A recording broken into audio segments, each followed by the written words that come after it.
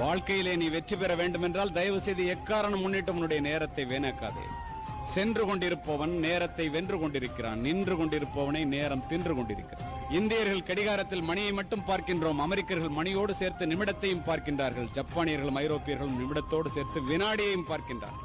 4 மாதங்களுக்கு முன்னால் சுவிட்சர்லாந்து நாட்டிலே உரையாற்றுவதற்காக சென்றுவிட்டு ஜூரிச் ரயில்வே ஸ்டேஷன்ல போய் உட்கார்ந்துருக்கணும். ட்ரெயினை பிடிக்கணும், ஜெர்மனி போறது. 8:03 போன நான் புறப்பட்டுட்டேன். மனைவியும் அழைச்சிட்டு போயிரு. புறப்பட முடியுமா? 5 நிமிஷம் லேட்டு. அவசர அவசரமா போறேன். போன ட்ரெயின் இல்ல, இந்தியா மாதிரி தான் அப்படின்னு நான் நினைச்சுக்கிட்டு ட்ரெயின் வரலன்ட்டு உட்கார்ந்து சிரிச்சுட்டே சொன்னான், மை டியர் இந்தியன், கூனி குறுகி போய்விட்டேன். இந்த ட்ரெயின் 1 மணி நேரத்துக்கு 850 கிலோமீட்டர் வேகத்துல போறதுடா, நேரம் பாதி தூரம் போயிருக்கும், நீ லேட்டா வந்திருக்க போடாங்க. திரும்பி மனைவியை பார்த்தேன். ஒரு டிக்கெட் 57,000 ரூபாய், 2 டிக்கெட் 1,14,000 ரூபாய். பாக்குறத தவிர வேற என்ன பண்ண முடியும்?